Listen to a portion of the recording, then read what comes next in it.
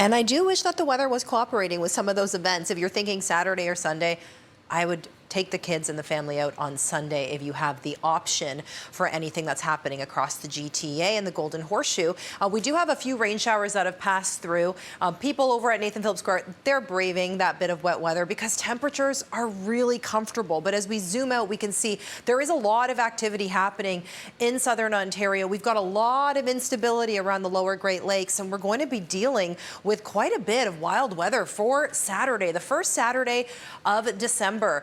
All in purple now, wind warnings. Earlier in this hour, we highlighted that the GTA was under special weather statements. Environment Canada has upgraded that statement, the City of Toronto, to wind warning. The criteria for that is that we could see winds gusting up to 90 kilometers an hour. So it is just going to be wicked tomorrow. We're starting off with winds out of the southwest, and then we get into winds out of the west-northwest. Here's how the precipitation is going to play out. Temperatures warm enough that we're in that rain zone overnight and through early tomorrow morning. But you can see that we start to see a shift in this precipitation types. That line, that very thin line of pink is mixing, but behind it is snow. So off Huron and Georgian Bay, once those winds are out of the west-northwest and they're very strong, we start to rev up that lake effect engine once again. So some of those traditional ski and snowboard spots are certainly seeing, what they need to have a good season, but the winds are just wild.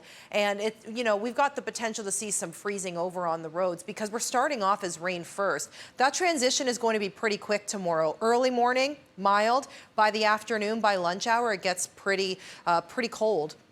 And we're down about -4 for tomorrow night. Right now, though, temperatures are so stable and so mild, but here's how it's going to play out for this first week of December here. It's really a roller coaster up and down.